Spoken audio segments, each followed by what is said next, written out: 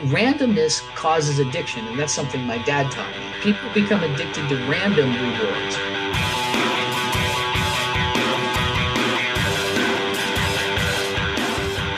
Hey, podcast listener, you're about to discover insider tips, tricks, and secrets to making more sales and converting more prospects into customers with email marketing. For more information about the Email Marketing Podcast or the Autoresponder Guy, go to dropdeadcopy.com/podcast. Hey, it's John McIntyre here, the Autoresponder Guy, and it's time for episode 76 of the Method Email Marketing Podcast, where you'll discover one simple thing: how to make money every time you send an email to your list, which is really, I think, the goal here. Is we want to learn how to take the email addresses that we have on our email list and make them buy stuff. And it's not because we're just trying to make money or we're trying to scam anyone. It's because we're trying to help people, because email is a way to build a relationship with people. So it's good to have you here. Today, I'll be talking to Bond Halbert. Now, you might recognize that last name, and the reason why is that Bond is the son of the late Gary Halbert, one of the greatest copywriters. Gary was one of the greatest copywriters who ever lived, okay? Now, you might have read the Bond, I think it's the Bond letters, the Boron letters, that's right. I think Gary was writing it out to his sons. Anyway, go check that out if you can, the Boron letters, they're good. Anyway, today we're going to talk about how to create an engaged list. And I was very interested to talk to Bond about this because of his experience with, obviously he started learning this marketing stuff when he was, I think he's either said 10 years old or 4 years old. Crazy, really, really young at the time. And so he's just grown up, born and bred by marketing. So it was great to get him on and talk about some of this stuff. And I was surprised, to be honest. It's made me rethink and challenge some of my ideas and my ways of doing email. And I think over the next few months, as I update my own business and my own sort of marketing funnel, things are going to change based somewhat on what I've learned from Bond. And I've got another guy coming up next week who also will be talking about a similar thing. Now, to get the show notes for this episode of the Email Marketing Podcast, go to themcmethod.com/76. Now, this week's McMaster's Insight of the Week is a good one. And this is something I've been sharing on some of the webinars I've done with people. And this is something you can take away right now as an insight and go and apply in your business. And I think you get some great results with it, okay? So, split testing the price. Now, I've found in the last few months, the single biggest thing that I can do in terms of split testing is split testing the price. So changing the price from $7 to $17, $17 to $25 or $29.95. And it's incredible to see the conversion rate difference. Because sometimes I found, for example, I went from $7 on one product to $17 and the conversion stayed the same. Okay, absolutely, incredible. Then I went up to 20. I did try $19.95. That didn't really work. $24.95 didn't really work. $29.95 was interesting, but I think $17, if you blow it out through the upsells, if you sort of have an expanded view, $17 works better because it has a slightly higher conversion rate, which means there's more front-end customers, which then means more people buy the upsells. Okay, so it's absolutely fascinating. So split testing the price, the really simple way to do this: create a couple different PayPal buttons, sign up to Visual Website Optimizer, and set up basically a test. Grab it, create 2 pages of your sales page. One has one price, one has the other. Split test them with your traffic, and you will be astounded at the results. Maybe a couple of the tests, you don't find out much. But a good friend of mine, a conversion rate guy, conversion rate optimization guy, he's fond of saying that 8 out of 10 tests won't do anything. They won't make a difference, right? You'd be better off going with whatever you started with. But the 1 or 2 that you find occasionally that take a bit of work to get to, they are just pure gold, because they'll just change, bump things by massive amounts. Okay, so the lesson here: go and test your price. If you haven't tested it, go and test your price. If you're a freelancer, just double your rates. Hell, quadruple your rates and see what happens. See what people say, and you'll be surprised. Especially, you got to say it confidently, though. Okay, you got to have some confidence. The other reason I'm excited about McMaster's right now is I've mentioned this before in the last couple of weeks, is templates. There is a whole bunch of fill-in-the-blank templates, 10 to be exact, inside McMaster's, so that anyone can join and be up and running with their autoresponder with 5 or 10 emails in literally a couple of hours. And then if they want to, they can go back and start studying the training material, which I highly suggest, because then they can go and learn how to write the emails themselves, and they won't need to use templates all the time. Okay? Now, I love templates. Templates make things easy. They remove the challenge of, writer's block and all that crap. So, templates inside McMaster's. To learn more about McMaster's, whether it's the templates or you want to know what training materials inside there, go to themcmethod.com/McMasters. And I hope to see you in there. Now, let's get into this interview with Mr. Bond Halbert. It's John McIntyre here, the autoresponder guy. I'm here with Bond Halbert, who is the son of the late Gary Halbert. And I thought I'd get him on the show to talk about some of the stuff he's learned from, I guess, over the last few years and how that's changed from what Gary teaches or taught. And, how that's changed, how that's evolved, and also what he's up to now. Now, Gary Halbert, if you're listening to this, you really should know who he is. He wrote the Gary Halbert letter. He's one of the greatest copywriters on the planet. And so he's got this Gary Halbert letter. Every copywriter or direct response marketer has been through it at some point to learn from it. You know, some of the issues, all the issues. I went through it back when I was sort of getting things going when I was living in the Philippines.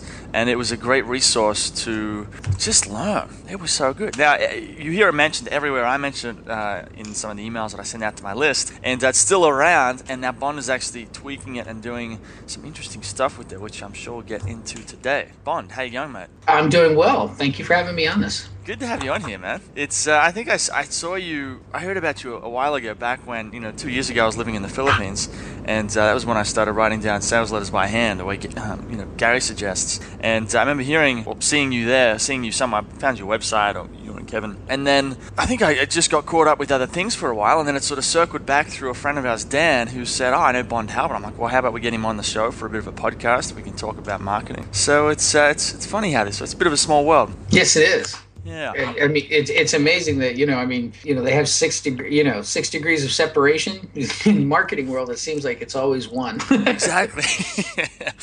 All right, so before let's just start. I mean, we didn't plan this out too much. Let's see where this goes. Before we, I guess, get into sort of the meat and potatoes, give people a bit of a background on, who is Bond Halbert and what are you up to right now? Well, in the marketing community, I'm pretty well known for being, my dad's right-hand man for a long time. And so, learning the ropes and copywriting and so forth. But I went off and took what he had taught me, and I started selling info products and did quite well with that. And then when he passed away, I started to, I tooled down for a while, and I just took a lot of time off to kind of, recover from the shock of it all. Right.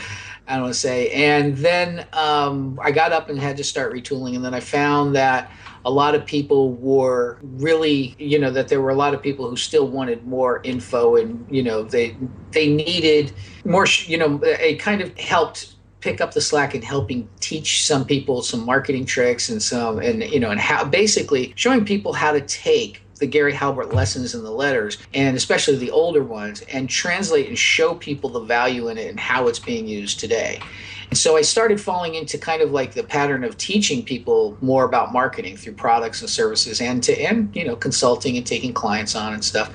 And we have also I do a lot of work and I'm pulled into a lot of high-level masterminds as an idea guy and stuff, because marketing is one of those things where a lot of people picked it up at 25 or 30, and then they moved in and discovered copywriting and stuff.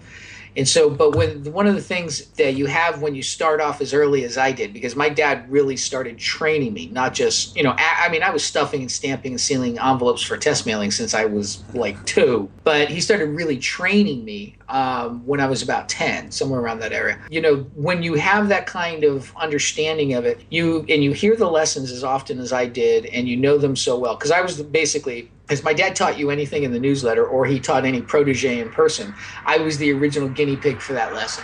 And I was the original guinea pig several times over, and I would watch him teach these other people as well. Okay. So when you have that kind of level, what you start to do is you start to see automatic things, or you start to understand the core concepts and the psychology that's involved with the techniques he showed you. Right? Yeah. And when you get that, you start to understand how that works, and you get to apply it to, let's say the digital age, or the just, more modern marketing techniques. And I can give you an example of that. Like in my dad's, one of his early newsletters, he has this letter that's all about 900 numbers. And 900 numbers, for those who don't remember them, are numbers where if you called the number, the phone company would then charge the person who called them. So it was a way of charging quickly. Yeah. And for a recorded message. Now, it's like 976 numbers were for porn, and sex, it's recorded sex talk. But 900 was more for things like horoscope and, $10 message on the, good homes available, to buy in Los Angeles, or whatever whatever the information you were selling was. Yeah. And a lot of people would look at that and say, well, I could see that hook being used in this website or anything, but I will turn around and say, look, that's perfect for a short text code. When you get those 5-digit codes that say text here to get your horoscope, or text here to get your, to make a donation. So all of those lessons translate in that way. And in my dad's online, his A Pile B Pile speech, where he teaches you how to get your snail mail opened and read, I took all those concepts in it and I applied it and started getting higher opening rates. Opening rates that I've heard people at AWeber and GetResponse get amazed at. And if you can impress them, you can impress them. And so I started applying that to autoresponders and email marketing, and it's all the core concepts, but there are some subtle differences between then and now. So for example, online, the way that the attention span is broken up is a little bit, you used to you'd break up your paragraphs for eye relief in an ad, and you do that in print. Online, you have to break it up even further. Okay. And the funny thing is, it's just that, you want to say things you have a shorter attention span to get to people, because people value their reading time more than like anything else. If I turn around and I say to you, hey, there's a great new show on TV, you'll give it a half an hour, right? Yeah. If I say there's a cool song, you'll give it a minute to listen to. If I say, here's a 12-page sales letter, would you read it? You'll say, let me put this away until after dinner or something, and you'll figure out a way to not read that. Yeah. But today's fast-paced world just gets faster and faster. So a lot of I think that one of the key differences, and you'll see it even with copywriters. It used to be that you wanted to write to a 5th grade level education, and now they're even lowering that. They're saying you want to write in a 4th grade vocabulary. Yeah. And it's not that people are less articulate or, have a slower vocabulary. It's they've got less time and they've got less of an attention span online. And so in some instances, I don't believe in absolutes in marketing. In print, you can still do the same thing. But if you think about it, our parents' generation, they grew up reading for entertainment so much more than, our generation. Right. And our in my daughter's generation, they are reading short stories. They read fan fiction, Facebook status updates. Yeah. And you have to pay attention to that, to the medium that you're in. But anyway, so one of the things that I very much focus on is trying to show everybody in the world how what my dad taught is actually still used today by great marketers, and a lot of people are teaching his concepts, and some of them are giving him credit for it, and some of them aren't. But so much of his stuff, in even his words, you're seeing used over and over in copy. But some of it just needs that that understanding of the psychology behind it to understand why that's working and how to adapt it. Right.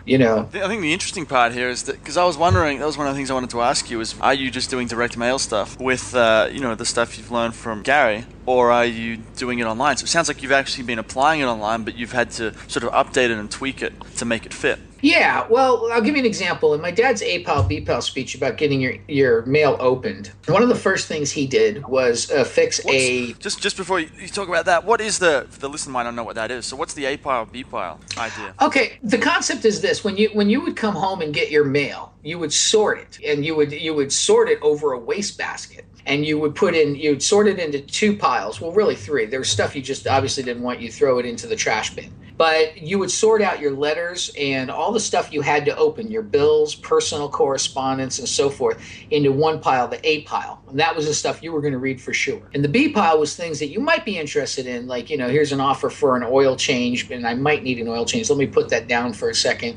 And you'd look at it and say, okay, I'm not so sure about this, and you put it in the B pile. But later, what would happen is, the B pile starts to pile up over the week, and Saturday your friends are coming over to take you to a movie, and you're straightening up, and you just throw it all into the garbage. And so a lot of the mail just wasn't even opened. And my dad sat down when he was having problems and following everybody's advice, saying mail bulk rate because you'll get you need fewer orders to be profitable, and all of this stuff. He really invented gun to the head marketing, and this is in the 1960s. He sat down and said, okay, Gary, if somebody had a gun to your head and they said they're going to pull the trigger unless you make the sale, what would you differently? And my dad said first, and this is a longer speech as to how it got the mail open, which I won't go into, but one of the first things he said was I would put in a live first class stamp. And there was two reasons for that. One is it would, one of the keys was getting past the human spam filter, which was the brain. And it was looking at the envelope and saying, does this have a window or a bulk rate mailing or anything that indicates this is junk mail, right?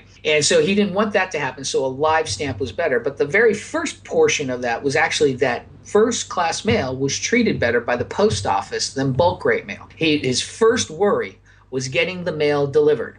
Right. So I was sitting there thinking, what's, the first thing I need to worry about is getting the mail delivered. And everybody in this industry at the time when I first started talking about this was very concerned with spam filters. Right. But here's the thing. Let's suppose that this is your average internet experience, you want something. So for example, you want to learn how to cure stage fright. And so you go looking online to find it, and some guy says, I got the 7-step formula, and I'll give it to you free, but you got to give me an email address. So what do? You give them a spam email address, right? And, and then he says, oh, not so fast. You got to, I need you to click a confirmation link. So you go to that email address and you see the 500 emails that have piled up there since the last time you were there. You go to the top, you find out if he's either got what you need or he doesn't. If he's got what you need, you're off trying to practice it and do it with the forgotten promise that you will probably resubscribe if he's the right guy, which you never will. Or more than likely, he's actually failed on his promise. He hasn't impressed you and you're off to the internet to find your solution. Either way, on the way out, you ignore or delete all 500 emails. Later on that evening, you go to your regular email address, your primary email address, and you see a spam filter with 25 to 50 emails in it. Do you just delete them? No. You actually scan them to make sure nobody slipped through the cracks because this is your primary email address. Maybe somebody sent something. Maybe there was an eBay notice, whatever. So you scan it real quick just to make sure that everything in there is spam, and then you hit delete. And the lesson here is it would be better for your mail to make it into the spam box of your primary email address than to make it into the primary box of a spam email address. Worry about getting a primary email address before you worry about getting through spam filters. Now, there's a lot of tricks and stuff like that you can go on to learn that will help you get primary email addresses. But that core concept that my dad was talking about was the right focus on getting your email delivered, right? And then the rest of he used a lot of curiosity to get the email open. And unfortunately, you can't just send a blank email with to a lot of people. The law will only allow you to send 10 with a blank subject line because they're so powerful that everybody will be forced to open their emails. Oh, you mean there's no subject lines? Yes. So I've never done it. So you can only send 10 of them. Yes, because what will happen is your ESP won't let you send out more than 10, and everybody's sort of forced to look at it. 10 in how long? In what sort of time period? Oh, well, it's usually at a shot. Maybe you could hire somebody to sit there and send out one at a time for a while. I don't know. I never tried that. But I don't have to try that because you want to build a relationship with your autoresponders, as you know. So it's better, the one thing you don't want is to use cheesy tricks to trick them into opening it. Right. So, for example, the big ones that will always get a boost out of your thing are oops, help. These little one-word key things that will get people to open it. But you need to save those for the time you actually need it, right? Yeah. Trust me, you are going to send out an email with a broken link. I do it all the time. You're gonna need the oops and all these little things so that you use it. When you do use it, it's not a case of the boy crying wolf, right. And getting a false result. So you wouldn't want to do it. But if you're trying to get somebody to open your emails, it'd be like a couple people. You're trying to just get them to make sure they open it. And you have a regular type of email address that's not normally associated with bulk mailing, like a Gmail address and a normal sounding name and everything, and you have a blank subject line, it's almost impossible not to open that. And it's great to send that if you're trying to get 5 people to open the email. But if you're trying to do a mass mailing, to 20,000 names, that's a lot of work, even if you could get away with it. And I don't think, your email service provider is not going to appreciate that much. Right.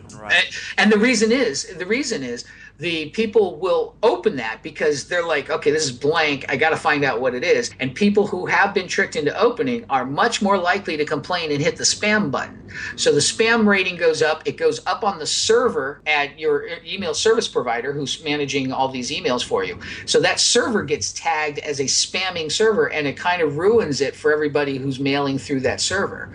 So it's a karmic payback. Now, if you get people to open your emails through using, good old fashioned, curiosity and benefits and, dark-sided, kind of wording and language and everything, but they're very happy with what they've got inside, you don't have a problem. Yeah. The problem is when you get people disappointed and make them feel tricked. But yes, so a blank subject line will do that. And back to what I was saying, the subject line is like forced teaser copy. So the envelopes used to, my dad would, all the gurus would say, put on teaser copy and say, great coupon and deal inside and all this other nonsense. And my dad would only put either personal or first class on there. Right. But with the deal with subject lines is they were more like forced subject lines. Right. So or forced teaser copy is the way that I like to look at them. So, I started looking and applying what he does with headlines and applying all of these things to getting the subject lines that get higher opens but also lead through to click-through rates. Because you remember, it's the bottom line in the dollars that's the most important. Mm-hmm. So, I will come up with I was talking about this earlier, actually. One of the subject lines I came up with that I really liked was, thank God my dad went to prison.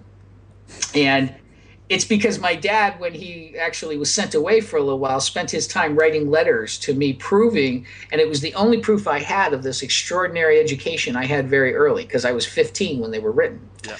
And they were a couple years after I was being educated too. And so I was like, and so when I say, thank God my dad went to prison, the curiosity and the dark side, everybody's got to know what the heck I'm talking about, right? Then they come in and they see that I'm talking about this book of letters that my dad wrote to me while he was away, and how, my reasoning for why I'm thankful for it. Nobody feels like I cheated them or tricked them into opening, because I didn't. It's congruent. It's continuous, and it matches from beginning to the end, and I'm still able to tell you about the boron letters and pitch it. Yeah. I think the interesting part with this is that, when it comes to online marketing, so many people get caught up thinking that, like, let's go find this magical subject line, like the oops, or like the thank you, or like the help. But the funny part about that, and it's just getting more and more like this, is it's not about tricks. It's really about building a solid relationship with the people on that list, which requires you to not use tricks, because then they feel tricked. You need to use a subject line like you just mentioned, and then lead into value so that it actually helps them. You actually, some people might think it sucks, but you actually have to be helpful. That's the funny part. Well, what people don't understand is online you have it's greater relationship building opportunity than in direct mail. Direct mail used to be you mail to them, they'd mail you back, and then maybe you'd mail them again, and maybe 3 or 4 products. Right? So maybe 3 or 4 communications was all you really got. In online, you have this ability to build relationships that are much more valuable, not just monetarily, but overall. Okay, and the thing that people forget about copy is just persuasion and salesmanship in print. Online, it's the same thing, except it's relationship building, which is the same thing as relationship building in person. You meet the guys who do the best job online of building a rapport with their list. They're also people who are great building a rapport in person. And it's and all you have to do is think about it in relationship to building relationships. Like, so for example, I get asked about timing of autoresponders all the time. I get the same questions, man. People say, how often should I send them? How long should my autoresponder be? And and I tell them, I say, listen, first of all, here's what you got to do. You mail at least once a week for a certain period of time until they will not forget who you are. Because one of the biggest problems you get is people will sign up to your list. You don't mail them in 3 weeks. They forgot they signed up to your list. And then, you get you mail to them, and then the spam rating goes up, and then people complain, and then you feel dejected, and you don't want to mail again until you have something really good to say. So now it's a month and a half before you mail again. The situation gets worse and so forth. And pretty soon, you're looking and going, oh, this is 5% open rate, and you get all dejected, and it's horrible. But the truth is, if you mail something really sensational, and this is a key, remember, I didn't give you a specific number of weeks that you should do this, right? Because you could say something that's so fantastic and memorable, like, in a single conversation. You and I are not going to forget each other in a week. Right? But if I mail to you once a week for 3 weeks or 4 weeks to a point, and I give you some really good information, I get to, as soon as I'm pretty sure you're going to remember who I am, then I can mail to you when I have something good to say. Right? And if you think about it, it's not you can time things to be on a regular basis. If you promise, a sale a day or, a tip a week, you got to mail them once a week minimum. You're just delivering on your promise. But there is no hard and fast rule with this. There are some people who will mail until, you squeal and get off their list, and then they'll try and, even though you're upset with them, send you this, stop and say, hey, do you want to just hear from me once a day? And there are other people who are going to want you to mail, and they will open your mail every single day if you send them a new message for a year. But it's really about relationship building. And the way I like to look at it is, when you're building a relationship, you want to be like the coolest person in their life. And who is the coolest person in your life? It is somebody who you don't get to see all the time. You're not overexposed. Everybody has a certain amount of exposure time. I can spend all day, every day for weeks and months with my wife. That is not true with my brother. That is not true with my friends. That is not, everybody has a certain amount of time that I can stand to be with them, right? Right. And it's not their fault or even my fault. But the coolest person is usually somebody who you really spent quite a little bit of time with. They really, improved your life and gave you a lot of value. And this is true with your gurus too. Think about it. And then you don't really hear from them too often. And then what happens is, when they come in, it's sort of like a randomness, and they come in and they're always full of life and fun, and you just always look forward to it. They're the ones that are the most exciting, that that's the emails you can't wait to open, because those are the friends you can't wait to see. And so there is letting the timing ebb and flow more naturally is a better idea than forcing yourself into a formula, in my opinion. And you can, of course, this is direct response marketing, so you can test everything. The answer is always in the testing, and I don't believe in any absolutes. But I just believe in the beginning, the goal is to mail often enough and good enough stuff to be remembered, and then from then on, you can be more dynamic with it. You can change up the timing. You can change up what you're doing, because the emails I look forward to are from people who are just they're full of life. They're always doing something, and there's no way I can predict what's in that email. Yeah. Those are the ones that are exciting to me. It's a grab bag. And that's the way the Gary Halbert letter was. His letters are addictive. And the reason was, when you opened it up and it came in the month, you didn't know if you were going to hear some harrowing tale about him in an airplane, or if he was going to tell you the secret to how he built $1 billion empire, or if he was going to tell you how he was down in, the latest trials and tribulations of his life. He was a warts and all kind of guy. But that randomness causes addiction, and that's something my dad taught me. It's people become addicted to random rewards. So, you wonder, like, if people become addicted to that kind of random behavior and the uncertainty, the shows that you love the most are the ones that you can predict the least. Yeah. As soon as you catch on to the Three's Company formula, this is always based on some stupid misunderstanding, every show sucks. Because you just know the pattern.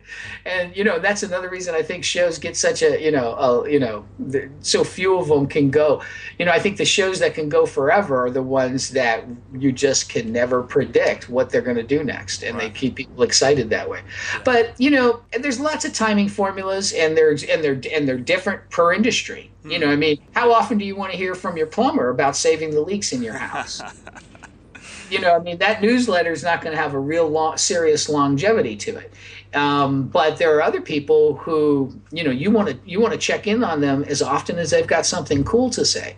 So, that the answer always depends. But the one thing I do insist on is mail at least enough, or at least cool enough stuff, to make sure that you're remembered until the next time you're ready to mail. Because not being remembered and what you sent before is the biggest indicator of what you're going to get opened up the next time.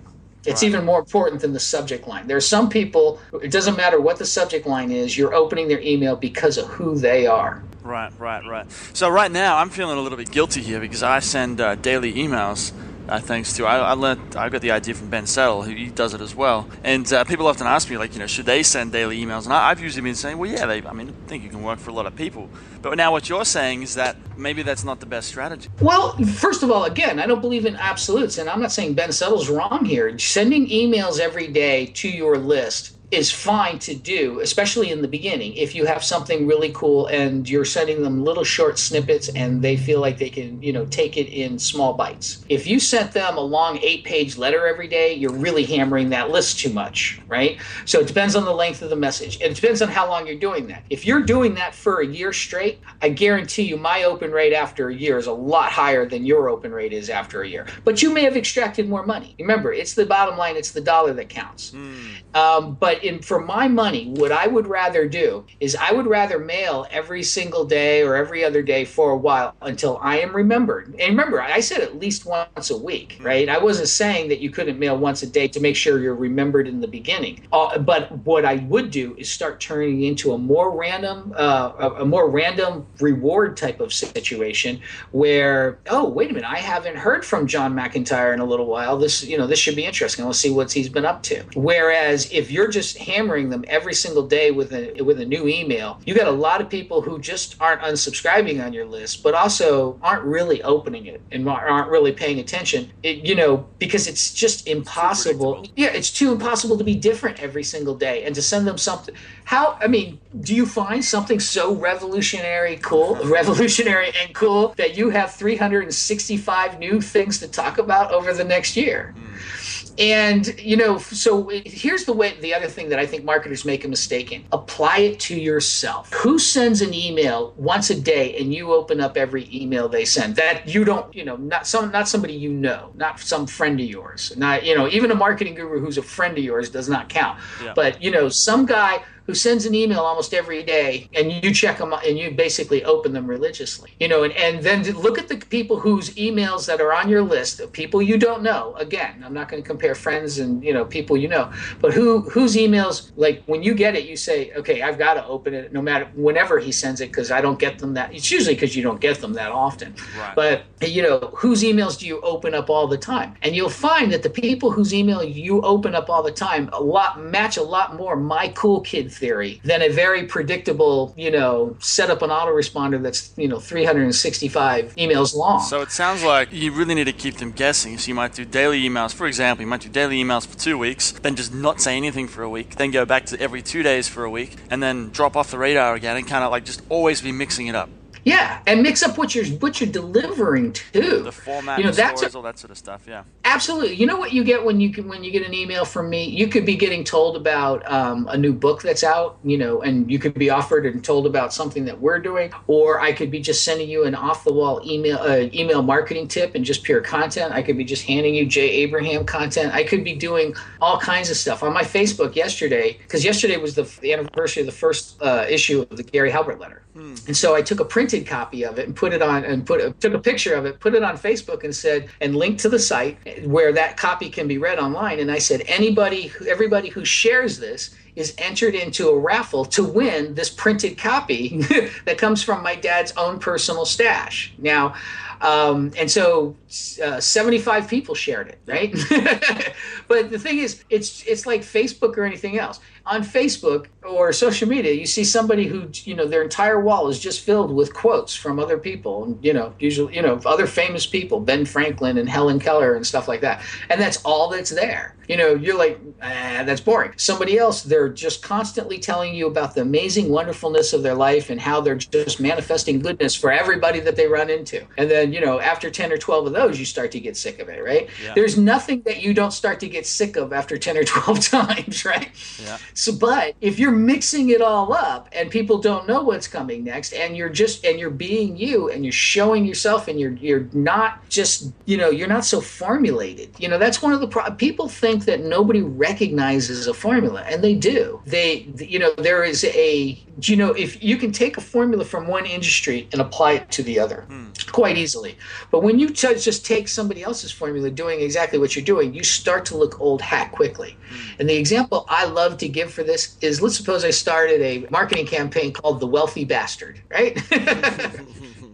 Everybody knows, hey, that's just the rich jerker, done over again. I don't get nearly the same play as the guy who did it first. Yeah. You understand what I'm saying? And so, when you're used to the exact same ad formula and the exact same layout on a sales page, sometimes they don't all call for the same thing. Sometimes, I'll write it much more like an article you'd expect to find on, replicated on Dig than being more like a WSO type of, right. Big buy button at the end and, and and timers and all the other stuff. And there's a place for the timers too. There's a place for all of this stuff, but I don't believe in absolutes. And I think that randomness we're talking about goes a long way in your relationship building. Right.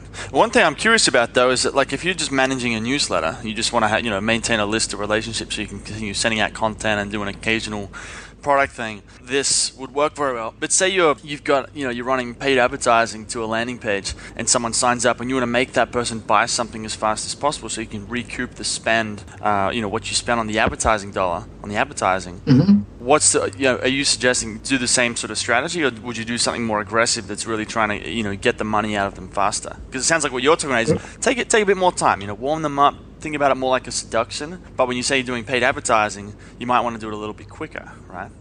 Well, actually, I think you want to mix the two, because autoresponders save the day, right? And there's no reason that what I do can't be done in an autoresponder. So what we will do is set up an autoresponder so it's mailing at least once a week. And then it tapers off, right? And it doesn't mail once a week. It starts to get more random. And that is a setup system of content and pitch and content and pitch. And the way that you want to do that is this. You want to do it with upsells more than you want to do it with backup emails. So somebody comes in with content and you want to, one of the best ways to do that is just to drive the traffic to something that is a loss leader purchase for you. So we drive, we spend the money, the ad spend drives everybody to the traffic, and it buys the Gary Halbert Letters All-Star audio series, let's say. And then they go to buy that, and of course there's an upsell to it if you're going in and you're about to buy it, and there's an upsell that's there. And I wouldn't put them through the GoDaddy upsell hell. If you've ever been through GoDaddy, you try and check out and it's like 20 pages later. But you put them through upsell right there, and you want to because if they're hot to go, they're hot to go. And the key, and then you decide what to your own formula, and you play around with it, and you give them some content. You give them reasons to think that not everything you send is a pitch. Okay. And then, when you do mail again and you actually sell them something and pitch something, you can then again upsell them something after they've hit buy in the shopping cart for the first thing. So you're doing a combination of those things, and you're just using the timing of it, the timing of the autoresponders to automatically replicate this process. So, let's suppose we're doing in the formula I'm talking about, we drive the traffic to the Gary Halbert Letters All-Star audio series. They buy that, we get a whopping $15 from it, right? So that's, we can spend $15 on traffic to get that one sale. Yeah. And then once they're in there and they're now on the list and we upsell them stuff, we're talking about the profit. Okay. And then, we're building the relationship. But here's one thing that's very critical. We're in a business where we can build a relationship that's worthwhile. If you're a plumber, that's, hit them up for the money right away. Yeah. Okay. Hit them up while they're doing that. Get them on their list. But, you're going to be mailing them infrequently. You're going to mail them a couple of quick things real quick and tell them that. Say, I'm going to mail you a couple things real quick and you'll get this and this and this over the next 3 days. But then after that, you're only going to hear from me. You're going to get seasonal reminders of things to do, like, how to, hey, I'll send you a system that will send you that the temperature is getting down to 32 degrees. And so you want to crack open your pipes so they don't freeze, stuff like that. Yeah. And then, you give them that kind of excuse or reason to be on your system, and then you can do it. So it really also depends on what you're selling and what your business is as well. If you're doing teaching people marketing, it's a lot longer longevity, So for us, it's easier to, go ahead and wait a week and give you some more content and some more goodness. And then, before springing something else on you that you didn't know about, or give you another offer. Right. Right. So again, I don't believe in any absolutes. The only thing I'm saying for sure is mail often enough and find an excuse to make sure you're memorable in the beginning, because who you are and what you've mailed before is critical to getting your future emails opened. Interesting. Okay. Cool, man. Well, we're just basically just right over time right now. So. Oh, yeah, sorry about that. No, that's all good, man. We kind of filled that up pretty good, I think, for no plan at all. Okay. Before we go, though, you mentioned the Gary Halbert, this All-Star series. Tell me about that. Okay, what we did was I had this idea, and it's not a stroke of genius. So because I don't think it's an original idea, I just happen to have it and be in the power to do something about it. But we were talking about, after releasing the Bourne letters, about how, people just like stuff in different formats, and what we really know everybody wants is to be able to listen to the Gary Halbert letters being read to them in their car or at the gym. So we were just about to sit down and start reading the letters, and then I was like, wait a minute, why don't we get copywriters to each read a letter, So then it came down to us, and let them add commentary, whatever they want. And so I picked up my phone book and I ran through it real quick, and the first name that really popped out at me was Joe Sugarman. And so I called him up and he said yes, and from that point we were off to the races. I started, I lined up and sent out emails to a bunch of copywriters that I could get a hold of, that I knew had a lot of talent, a lot of stuff to add, a lot of respect for our father and his legacy and what he's done. And I just emailed a bunch of them expecting, a few of them to come through and do this for us. And what we got back was nothing short of incredible. It's the only copywriting product I've seen in my entire lifetime that has actually given me goosebumps when I started to listen to it, right? And I've been around this business for a long time. And when you hear these legends, Gary Benzavinga coming out of retirement, probably, one of the greatest copywriters left on the planet. He's, all these guys, Carlton, Dale, Deutsch, Garfinkel, Gerber, they're all big top-selling, either all number one best-selling authors. There's nobody on there that's not responsible for $1 million in sale minimum. That's like, if there's somebody in there that's not responsible for way more than that, I would be shocked. That isn't responsible for more than that, I'd be shocked. But what they added was the context and explanations of the letters and behind-the-scenes stories in some cases, and they gave you a new perspective. So the people who are new to the letters are going to get much more out of it than the people who originally just read them, and the people who read them now get it to look at it in a whole new light. And we threw in a letter that was never posted before on the website. So, there's a lot of people who would, get a kick out of that. But there are things like, in the letter I read, my dad mentions these hidden lessons inside that issue of his newsletter. And I go on and explain 7 of them and point them out and highlight them and explain what what those lessons are. And they are straight up Gary Halbert lessons. Yep.